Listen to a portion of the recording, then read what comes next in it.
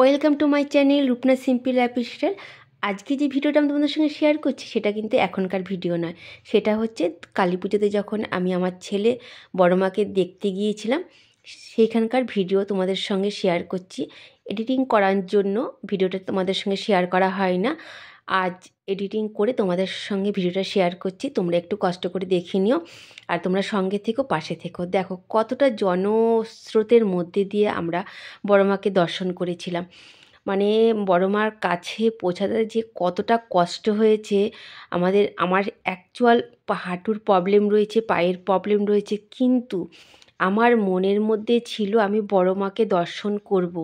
সেই জন্য আমি অনেক কষ্টর মধ্যে দিয়েও, অনেক ভিড়ের মধ্যে দিয়েও আমার এই ব্যথা বেদনাকে আমি সব কিছু ভুলে গিয়ে আমি কিন্তু বড় মাকে দর্শন করেছিলাম।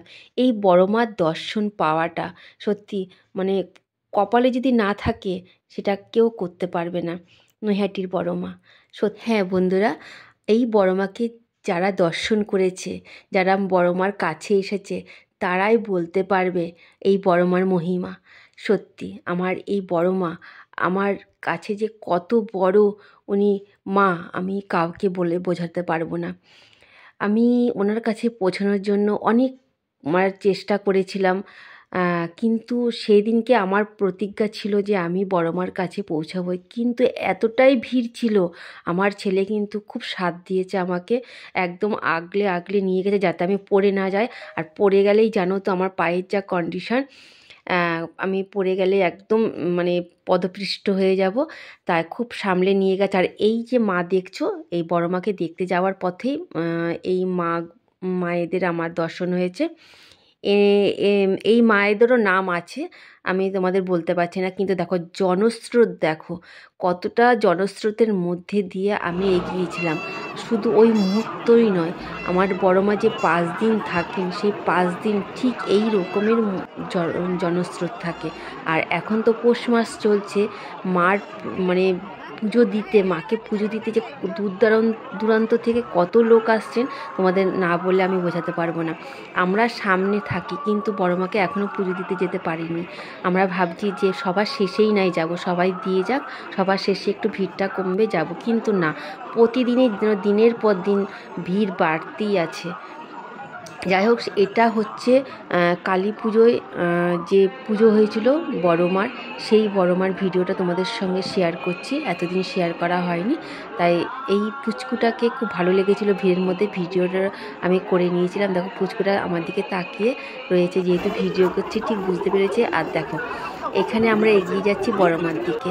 ভীষণ এত লোক তোমরা দেখতে পাচ্ছ, কোথার থেকে যে এত লোক আসছে বড় মার কাছে।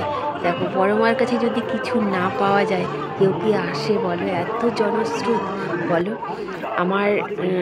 আমি আবেগ ধরে রাখতে পারছি না, কিন্তু এই বড় মার কাছে যারা আসনি, আমি বলবো তাদের মনের যদি কোনো আশা আকাঙ্ক্ষা তোমাদের পুরো না হয়, এই বড় মার কাছে আসবে, বড় মার কাছে বলবে, তোমাদের সব মনের আশা পূর্ণ হবে।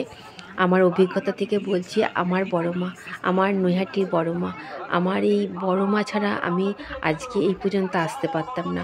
বিশ্বাস করো, তোমরা কিন্তু অবশ্যই বড় মার কাছে এসে তোমাদের মনের আশা আকাঙ্ক্ষা সব জানাবে, বড় মা নিশ্চয়ই পূরণ করবেন। আর একদম সামনে চলে এসেছি, দেখো এই সামনে আসার পর আমার ক্যামেরাটাকে আমি একদম স্থির করে ধরে রাখতে পারছি না।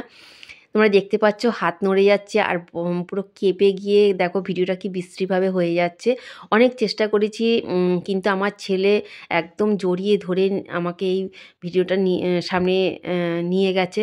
কেননা আমি যদি পড়ে যাই ওখানটায়, আমার পায়ের ভীষণ কন্ডিশন খারাপ, দেখো কতটা নড়ছে হাত, দেখেছো তো? আমি একদম ভিডিওটা করছি, আমার ক্যামেরাটা একদম স্থির করে আমি এগোতে পারছি না, একদম ঠেলা দিয়ে আমাকে সবাই নিয়ে চলে যাচ্ছে। যাই হোক, দেখো একদম সামনাসামনি চলে এসেছি বড় মার, একদম বড় মাকে দর্শন করেছি, আমার মনের আশা পূর্ণ হয়েছে। বড় মাকে দর্শন করব করে 4 দিন টার্গেট নিয়েছি, কিন্তু 5 দিনের দিন আমি বড় মাকে দর্শন করতে পেরেছি। আমার বড় মা, আমার নৈহাটির বড় মা, আমার আমাদের সকলের বড় মা। যাই হোক, এইভাবেই আমরা এই বড় মা দর্শন শেষ করেছিলাম। এবার বেরিয়ে এসেছিলাম, বেরিয়ে এসেছি। দেখো এখানে খাওয়া দাওয়ার সব রয়েছে, কিন্তু কিছুই খাইনি সেদিন। একটুখানি বেশি বাড়িতে খাওয়া দাওয়া হয়ে গিয়েছিলো। আর এটা বাসিওয়ালা, তোমরা দেখতে পাচ্ছ। এই হচ্ছে আজকে আমার ভিডিওটা ছিল।